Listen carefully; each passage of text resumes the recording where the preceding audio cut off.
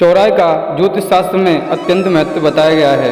चौराहे को न सिर्फ दिव्य ऊर्जा का स्रोत माना जाता है, बल्कि यह नकारात्मक शक्तियों का भी केंद्र है। जहाँ एक और चौराहे की पूजा का उल्लेख मिलता है, तो वहीं चौराहे पर टोटके किए जाने का भी शास्त्रों में वर्णन है।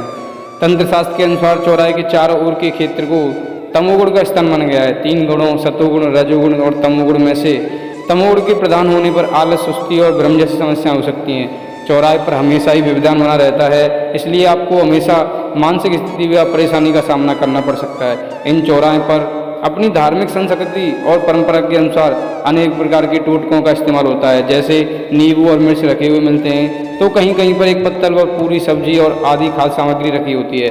चौराहे पर कई प्रकार की चीज़ों में एक यह भी है कि कागज़ पर 3 प्रकार की सात टिक्की होती हैं, और ये मेहंदी, कुमकुम और एक अन्य खास चीज़ से बनाई जाती हैं। इसके अलावा चौराहे पर किसी तरह की गुड़िया, कटा हुआ नींबू, सिंदूर, मिठाइयाँ फिर लाल कपड़े से बंधे मिट्टी के घड़े जैसी कोई वस्तु दिखाई दे, तो समझ जाओ कि ये किसी देवता के नाम से नहीं रखी गई हैं, बल्कि ऐसा माना जाता है इस तरह के प्रयोग में किसी खतरनाक तंत्र मंत्र शामिल है।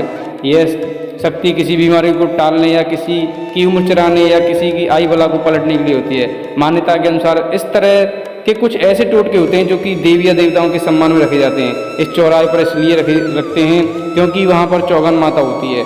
शास्त्रों में वर्णित जानकारी के अनुसार चौराहे को चौगन माता का स्थान माना जाता है, यानी चौराहे की देवी। पहले जब घर में विपदा आती थी, तो उसे दूर करने के लिए कोई खुशी का पर्व होता था, तो उसमें बाधा ना आए इसलिए चौराहे की पूजा की जाती थी।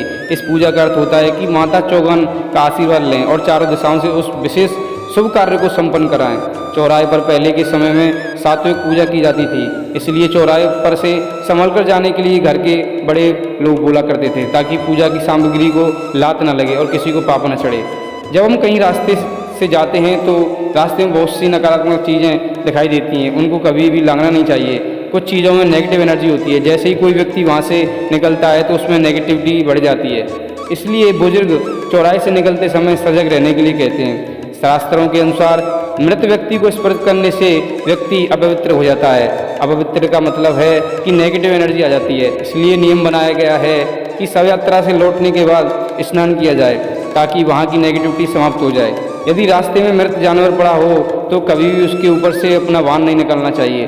मृत जानवर नेगेटिव एनर्जी छोड़ रहा होता है, ऐसे में इस नकारात्मक ऊर्जा का पर बुरा असर पड़ सकता है। शास्त्रों में शुभ मुहूर्त और पॉजिटिविटी के बारे में कई बातें बताई गई हैं। रास्ते में निकलते समय कई बार बालों का गुच्छा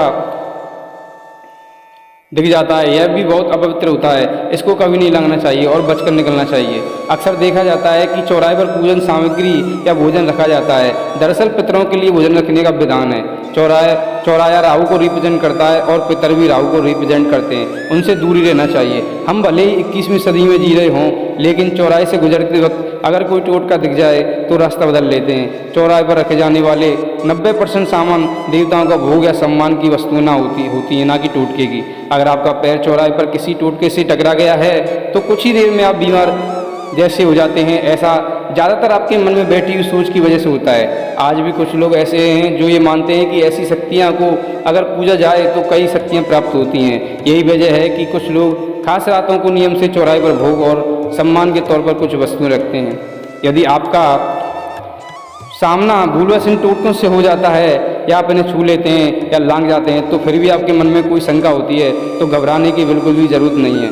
आप हनुमान जी के मंदिर जाकर या किसी देवी देवता के मंदिर जाकर उनसे क्षमा मांग सकते हैं। दोस्तों, अगर आपको ये वीडियो पसंद आई हो तो प्लीज़ इसे लाइक करें, शेयर करें। अगर आप हमारे चैनल पर नए हों तो अभी सब्सक्राइब करें, ताकि आने वाली वीडियो की इन्फॉर्मेशन आप तक पहुँच जाए।